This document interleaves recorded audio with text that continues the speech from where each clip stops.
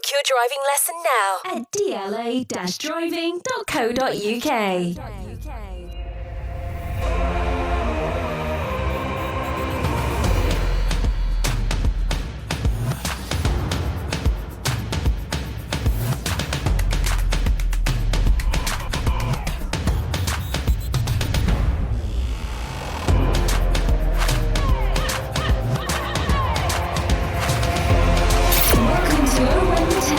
Sponsored by DLA Driving School.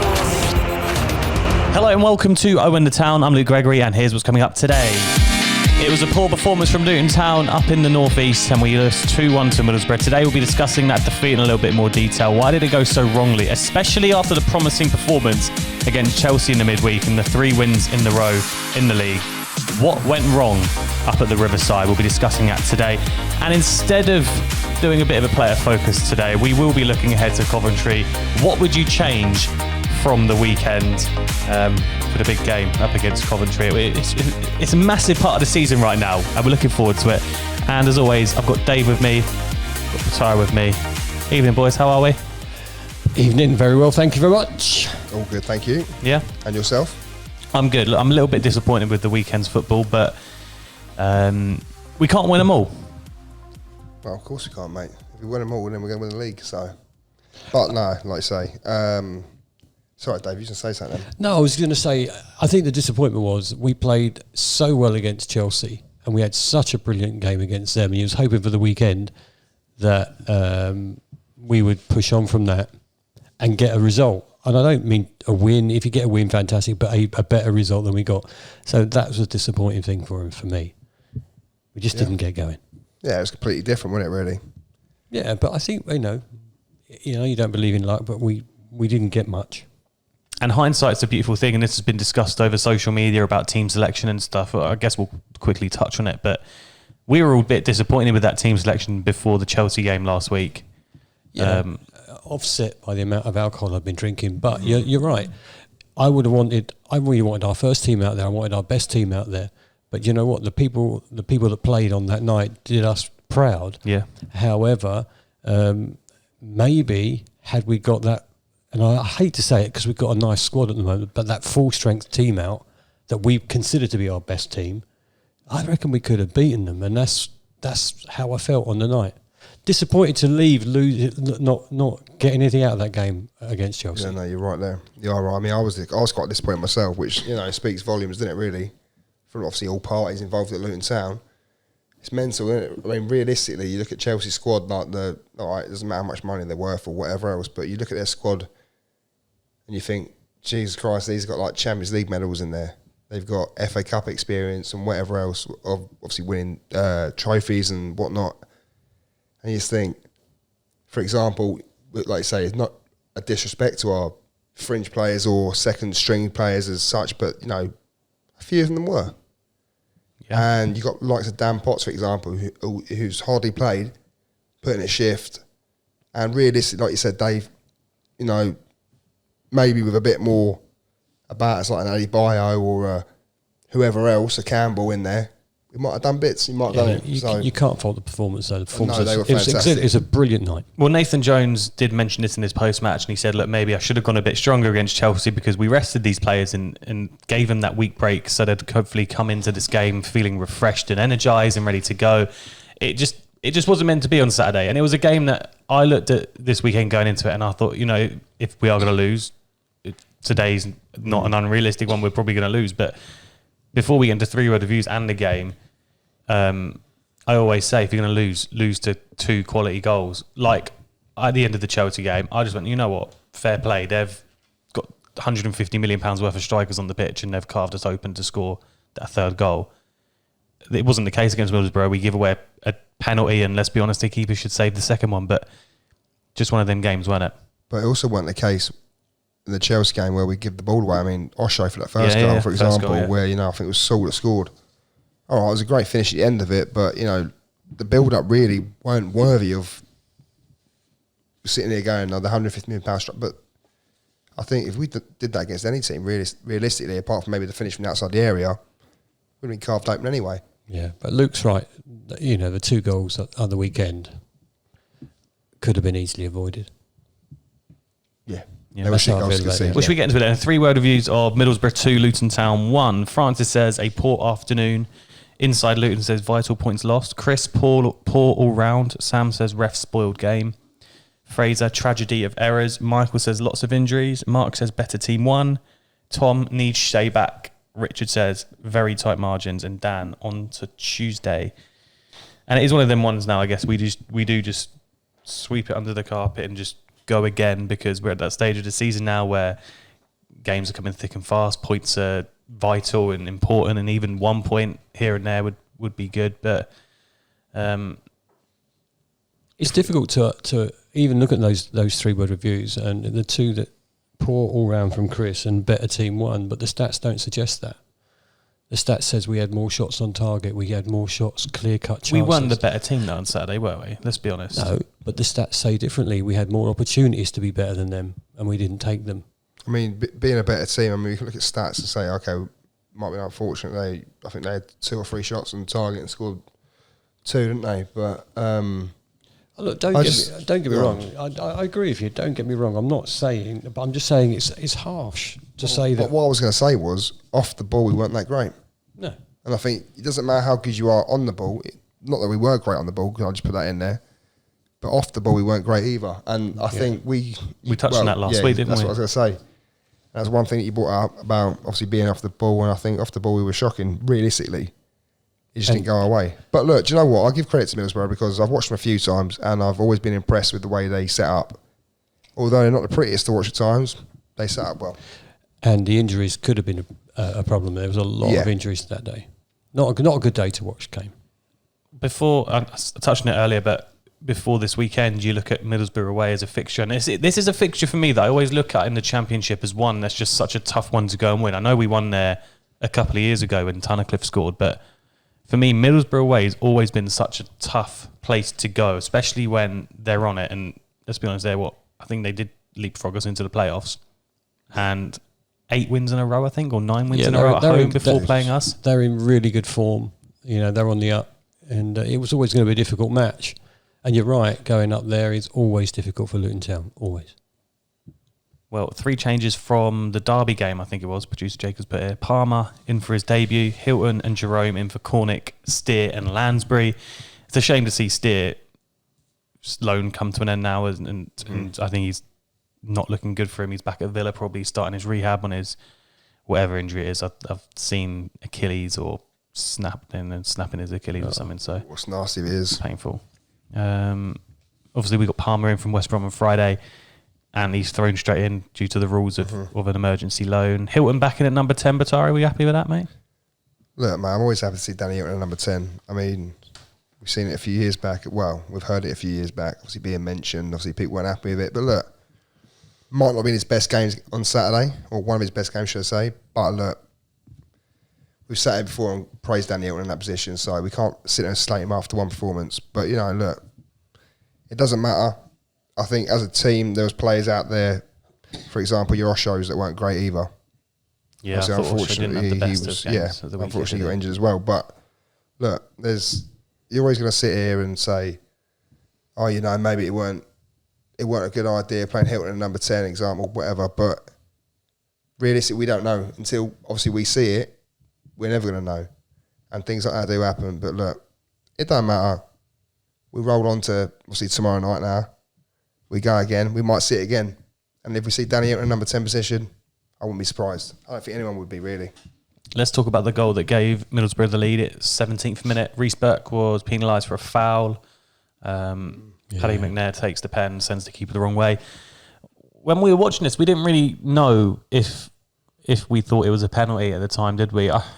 I said, because you guys, I think, were saying, I don't know, the Boro player's gone over too easy or something, but for me, I feel it's a bit clumsy from Reece Burke, and I think he's given the referee that decision to make. Yeah.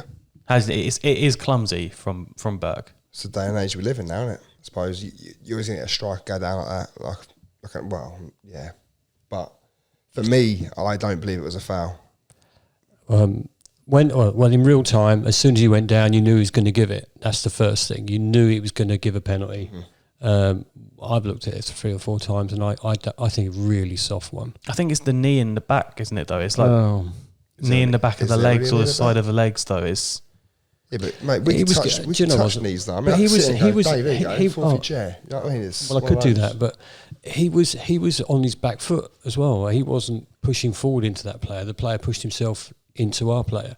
That's how I look at the play. The guy was looking for the penalty. He went down like a sack of crap. Mm-hmm. He really did, and that's the issue, isn't it? I think I'm going to have to disagree. Well, then it's 2 against 1. 2 on 1. Yeah, there you go then. Well, maybe I'll have a listener with me, so it could be 2-2. But let us know if you think it was a pen I thought it was clumsy from Burke.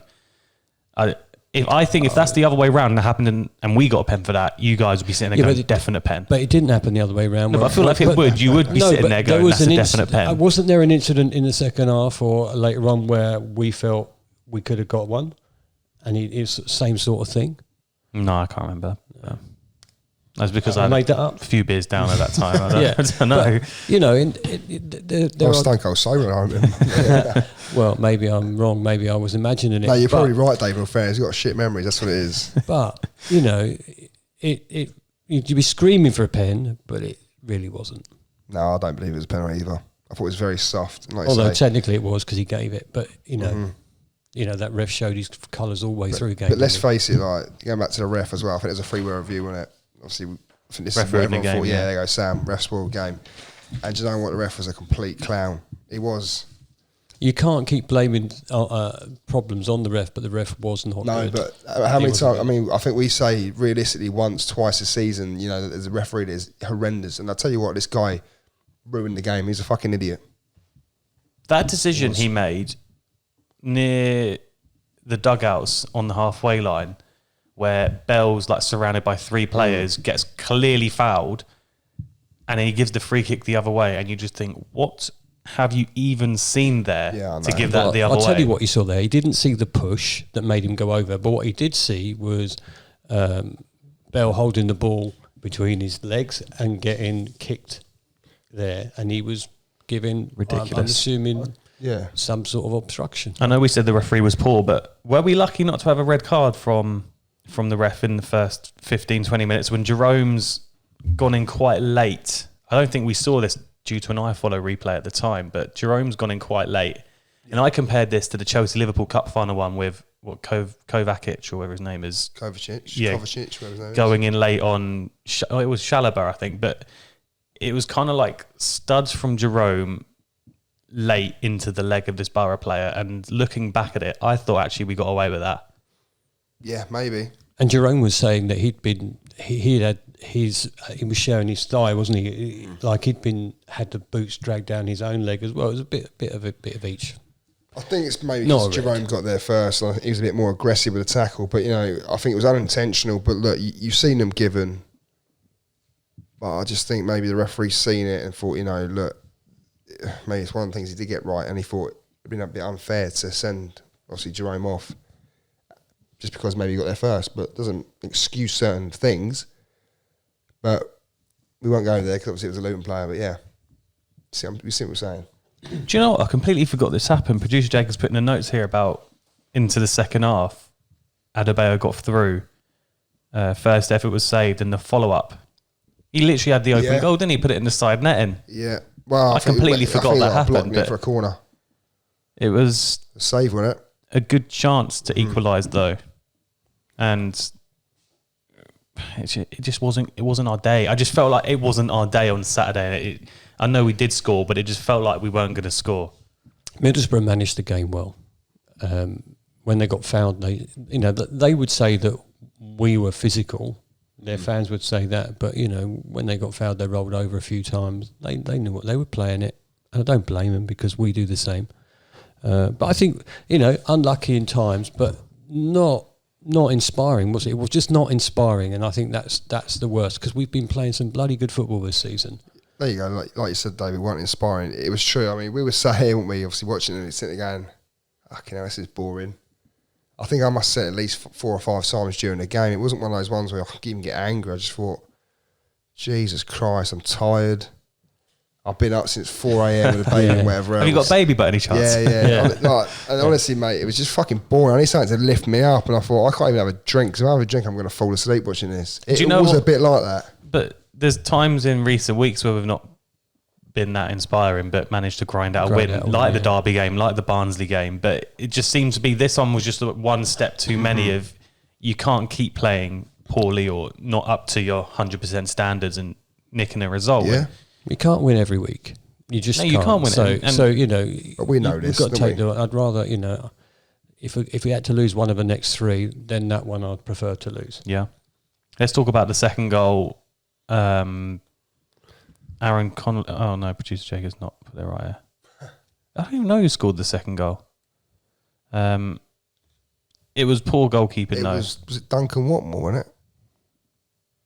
Was it Duncan Watmore? Was that his name? Look, I don't want to call producer Jacob out, but he's not put it on the notes here. So Yes, he has. The second for the home side came when Watmore beat Palmer at his near post. when does it say that? Yeah, where the fuck, mate? It says it on the list. It literally does say that. Okay, Stop getting on it, Jacob. Either way, it was poor goalkeeping. I don't want to. I'm not going to completely sit here and. Yeah, I know. It's there in black and white, mate. Yeah. Yeah, you're going to get relegated off this job in a minute. No, look, Palmer's come in. He's doing a job for us. He's probably turned up You're right. on the day, not knowing anybody, and he's come in, but he should save it, shouldn't he? Well, he had to play because probably. that's the terms of emergency loan, so he had to start. Yeah. He made one big mistake, sadly. He's aware of that. He won't want to do that again, will he? He's definitely. He's even said after, look, he wanted to do better with it. These things happen in football, as we well know with Sluga over the years. But let's just hope that's just one that's, look, it's his first game. He's not known anyone. He's probably not played a first team game since he was on loan at Lincoln last season or something. But he'll be disappointed with that. But if he's in the team against Coventry, got to go again. He will be, won't he? You don't really remember though him having to make any saves during that game. No. I mean, a few catches come out and claimed and whatever. Well, I was else, quite impressed with that, that taking the pressure off of corners and coming out and getting punched, a bit like Steer did when he come in. His position did look very, pleasing from a defensive point of view. But like you say, it's the moment he gets tested at his near post, he gets beaten. But look, we can't be angry at him. We can't be mad. Look, let's face it. Realistically, like you say, he hasn't played a game since since last season. Yeah, and he's been called in. But look, I don't think not knowing people or having not really played an effect, or obviously on his confidence and whatever else. Because I thought he started off all right. Because I said to you at one point, I thought, yeah, he's all right. He seems like he's moving a bit. It's not like he was stiff. Do you know what I mean? He didn't have a lot to do, I think, but at the time that he had something to do, he, maybe, I don't know, it was concentration or whatever it was. But yeah, maybe he shouldn't be beaten from there. You probably shouldn't be beating your near post as a goalkeeper, but he unfortunately was, and that was it, 2-0. Go out there and score. And it's too late by that point. We did leave it too late to score the goal. Adebayo found space, squared corner, he tapped it into an empty net. And when that went in, I guess we were all sitting there thinking, can we just get one last lump at field? We couldn't get anywhere near. I think it was a hope too far, wasn't it, really? Yeah, it was. But again, how many times do I say on this podcast, if you're going to lose a game, lose it to quality and not 2 rubbish goals? Because despite not playing well, despite what we just said about, not playing your best but nicking a result, realistically, don't concede them 2 goals. We may have come away with something at the weekend. And it's disappointing in the manner we've lost again. Yeah. I say again, but it seems to be a theme of when we're losing, we lose to terrible goals. The only thing I will say to that, right, is obviously how many times how many occasions have we done that? I would also say, how many occasions it happened to us? I would also say, how many times have we done that to teams as well? Got a nicked a result or had 2 or 3 shots on target, scored 2 goals. Yeah. And realistically, we look at it and we go, that's precise football, and that's perfect, realistic. From Middlesbrough's point of view, that is pretty spot on, I'd say, wouldn't you? They're on the up. The Middlesbrough on the up. Yeah, and look. And we're not all silly. I mean, I might be a bit stupid at times, but we all know as football fans that things ain't always going to go your way, and If that was the other way around, we would have taken that and we would have said, do you know what, we were fucking brilliant today, because that's really how people and football fans look at it. I think also because we know we're not in any danger this season, you can take that one on the chin. Yeah. If it was like the end of the season. If it was like last season. And it kept happening as well, maybe. It kept happening, or, we're struggling, which we're not, then you'd have been gutted. Yeah, disappointed we didn't win. Disappointed. I even forgot we scored, to be honest, before. I just really forgot we scored. I thought we lost 2-0. It was 2-1, wasn't it? But, it's a difficult one. Should we come on reel off some stats then from the game? I love this bit of the show. It's some stats. It's the first time Harry Cornick's hit double figures for Luton in a season. That's from Mike Simmons, really? LTFC News. He's on 10 goals now. Also from Mike with all the stats here. Cornick's also scored 33 goals for the club, which puts him level with Rowan Vine and Kevin Nichols. And we did speak about Cornick, I think, last week or after the Stoke game and how well he played that game. I thought against Chelsea again, we saw that one-on-one finish, the composure. Just seems to be nailing it right now, Cornick. That goal against Chelsea, I'll tell you what. Very good goal. And that run we said last year or a couple of years ago, whenever it was, when he missed that chance against Preston away, and everyone was like, he had too much time to think about it. That one against Chelsea, he's not that past Rudiger. He's had a long run to think about what he was going to do. No mistake, love it. Another stat for the weekend, we've now used 5 different keepers in the league and cups this season. Eisted, Shea, Sluga, Palmer, Steer. Yeah, 5. The last time Luton used 5 or more different keepers in season was in 2002-03 season. So, some great stats. That's mental, isn't it? From the weekend. Are they all from Mike? I think they are all from Mike. We should get Mike on the podcast. Yeah, Mike, if you're listening. Cheers, yeah, Mike, let's come get on. You on the, let's get you on the podcast. That'd be fun. Instead of doing a player focus today, because producer Jacob said to me the other day, he's like, shall we do a focus on the new goalie? And I kind of said, look, I don't think there's not much to say. We know nothing about him. We know absolutely nothing. I'm not going to go in for him for making a mistake on his debut. So I was like, you know what? Let's talk about, what do we put Staddy's loss down to? What do we change for Coventry? What do we change for QPR? And that's what we put to you guys on Twitter. So what would you guys put Staddy's loss down to? Well, more importantly, I'll probably change my underwear because it's obviously not so lucky anymore. But, is that the only reason why? Yeah. Wow. I mean, there's nothing else wrong with my underwear. All the old ones with holes and got chucked out a couple of weeks back. Okay, lovely stuff. But anyway. No, seriously though, Saturday does feel like a rare blip for us this season. Yeah. Do we put it down was that one step too far for us in terms of performance levels? We've been on it for weeks now.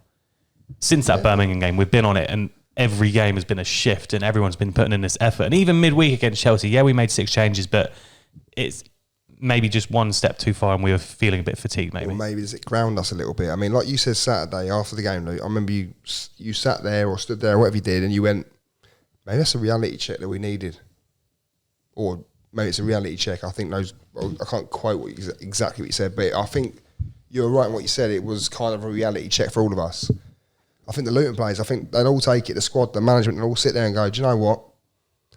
Maybe, there are things that we need to do or we need to adapt to, and there's always time to learn and get out of your system now. We can go now another 2 or 3 games unbeaten, win 1 or 2 and then, look, we take it into consideration. I mean, we beat QPR on Sunday. It's Sunday, isn't it, QPR? Yeah. Beat QPR Sunday. We run up the walls, mate, because that's the one I'm looking at and going, we owe them fuckers. And I really want to win against them. We've not beaten them since we've been back in the Championship, have we? So it's going to be a massive game. I imagine potentially a sellout, and they're on poor form. They're a bit ropey, aren't they? Yeah, I sometimes wonder whether resting players, in inverted commas, gives them the right motivation for the next game. I realise we're playing, every 2, 3, 4 days. Twice a week, 3 times, 3 times since the FA Cup, that sort of thing. And I just wonder, does it demotivate someone when they're not selected rather than motivate them having a rest? And maybe, maybe in their minds they weren't right on game speed on Saturday. There was a couple of players, you couldn't really, I thought Campbell played out of his skin for a bit. And there's also, like I say, there's also a lot of players, I think, players that didn't start against Chelsea, like your Naismiths, your Campbells, people that have performed for us this season, they didn't play against Chelsea, and realistically, that would be probably the tie that they wanted to play against them it's the to biggest prove their game they've worth. had, yeah. And I think, me personally, I think Jones got it wrong completely. But look, we can sit and go, oh yeah, do you know what, mate? Look, did all right. Yeah, we did play well and whatever else, but I think it's very unfair on certain players. They didn't get the chance. What I hear a lot working in football is you do hear players and ex-players and stuff going, players want to play every game. Yep. And look, I know sometimes they do need to have a rest, and it's hard to do 2 games in the space of 3 days. Like, body-wise, you're not going to be 100%.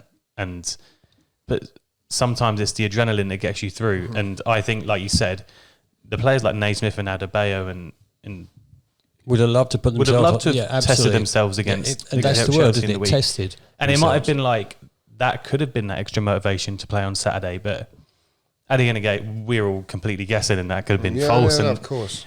We could have played Adebayo, and he could have pulled up after 30 minutes on Saturday. You know, it's Look, there's always ifs and buts, but look, I think we just. I think it's an interesting debate, though. I think also the players want to prove their worth, though. Like your Naismiths and that, they need. I think they need to play. I mean, they could be tired and whatever else, but I think they need to play from their own well-being. They're good.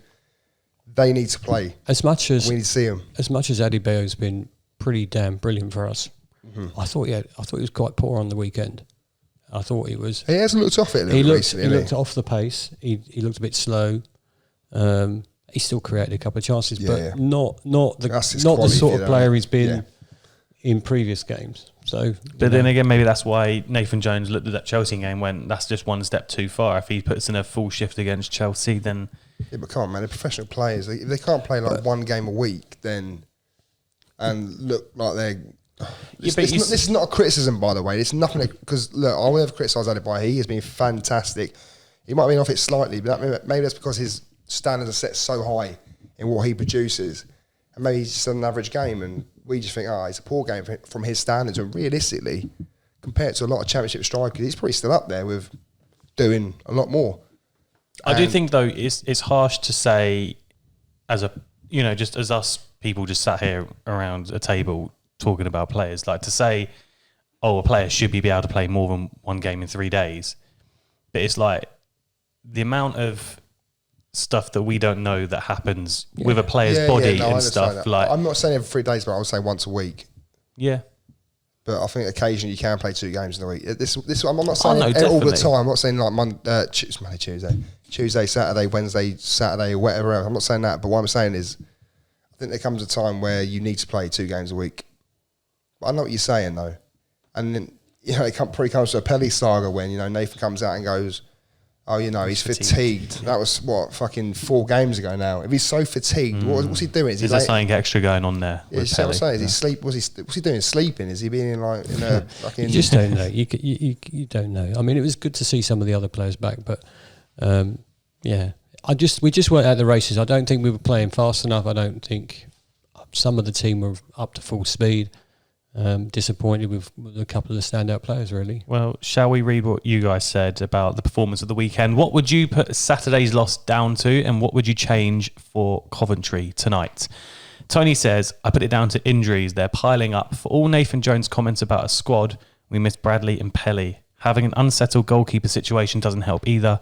Then having to make enforced changes on Saturday, which is why I think ultimately we'll fall 6 or 7 points short. I think we are missing Bradley at the moment, aren't we? I think so. I think he brings. I'm going to say it right. I know people go, fucking hell, you just love Bradley. But I'm going to tell you what, he makes Naismith look better. Naismith's a great player anyway. Still brilliant. But he makes Naismith look a lot better than what he is.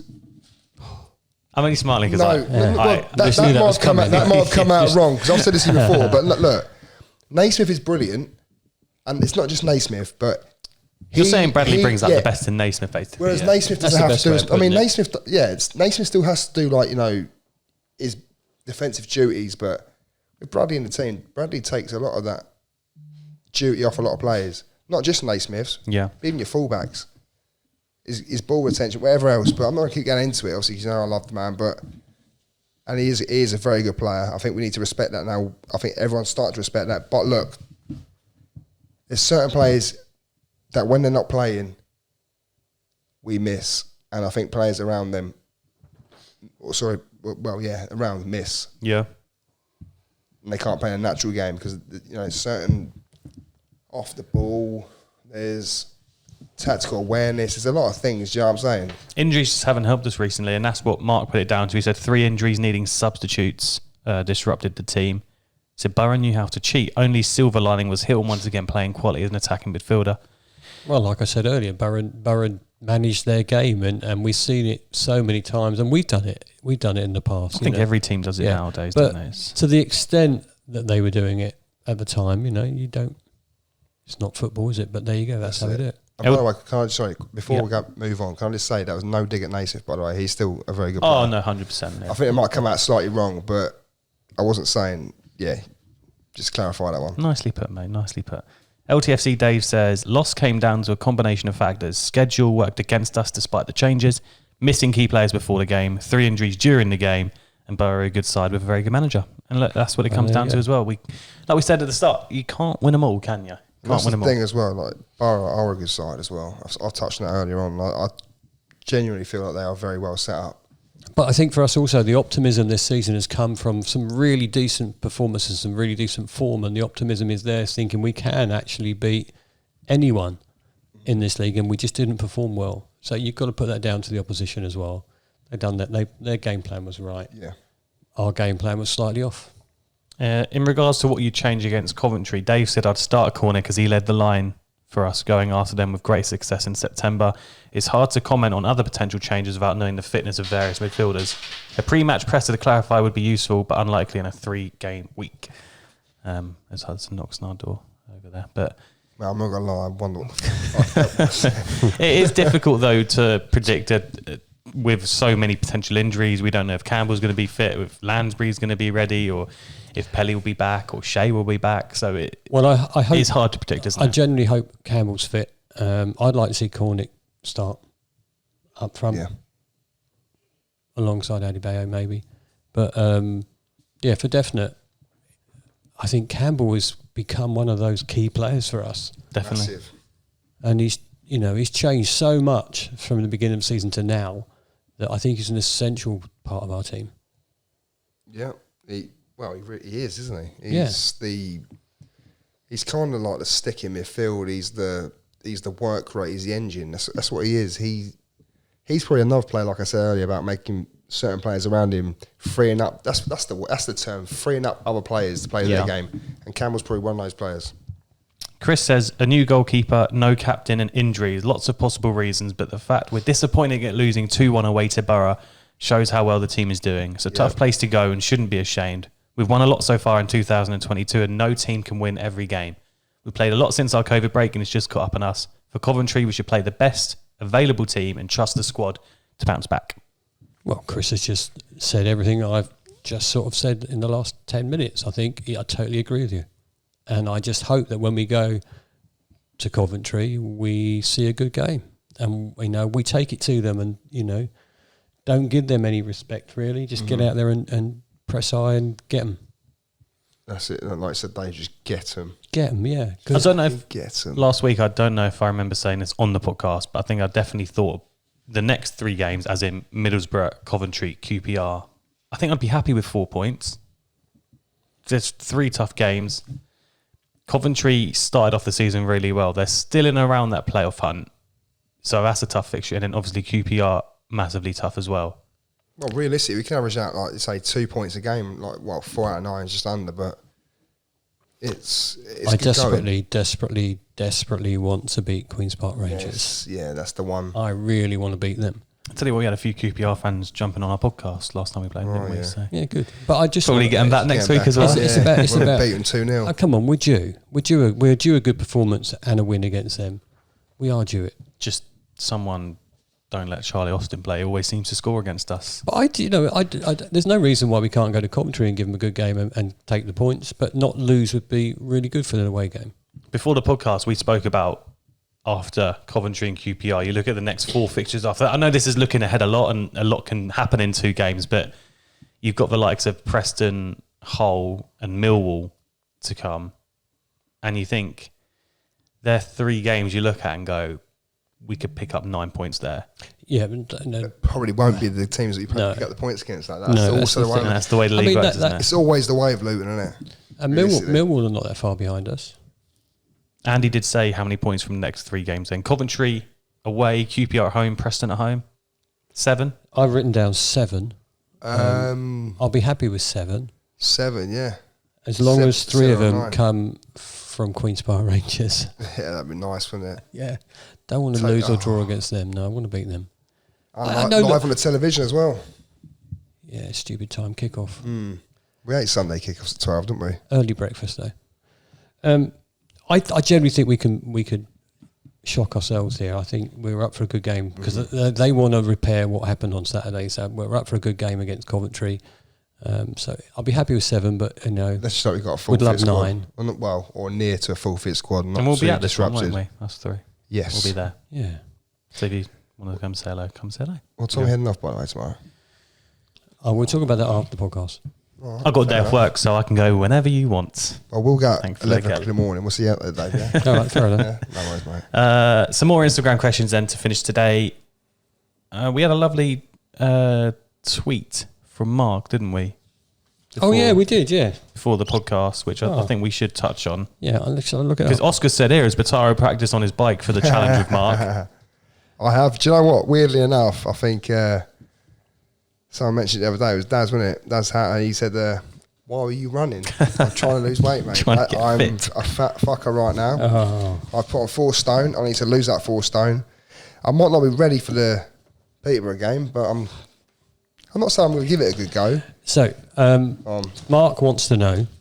Yeah. There's only 4 weeks left of Peterborough, and he has a spare bike. If you know anyone who wants to join me for the 58 mile ride. I could probably do it, but not as quick as Mark. In all fairness, No, Like, Mark, well, if you I want think- to I think- slow down, if you want to slow it down a little bit and stop up at a pub every sort of like 10 miles, I'm happy to do it with you. Well, no. Well, we'll probably see him tomorrow. Sorry, at Coventry. Well. So we'll have to have a quick chat with him about how he's going to get you fit enough to do the 58 miles. Yeah. If you do it, I'll donate some more money to Mark's cause. And we also buy my beer for the rest of the year. Joking. But no. I'll follow you with a In all camera. fairness, I'll be Yeah, honest. we'll film it. I've started trying to lose a little bit of weight. I'm not too sure I'm going to lose that much. And have you got good tyres? Because your pressure is going to have to be very good. Or Mate, correct. these look like really special bikes to ride. So I think you're going to find it Oh, quite easy. Look at that cheeky grin, man. Look at him. Yeah, he knows. He's taking the piss. He knows. He literally knows. And Mark, you've got to make it happen. You've got to make Pataro do it because we're still waiting for the tattoo, mate. So you've got to get on the bike. In all fairness, it's true.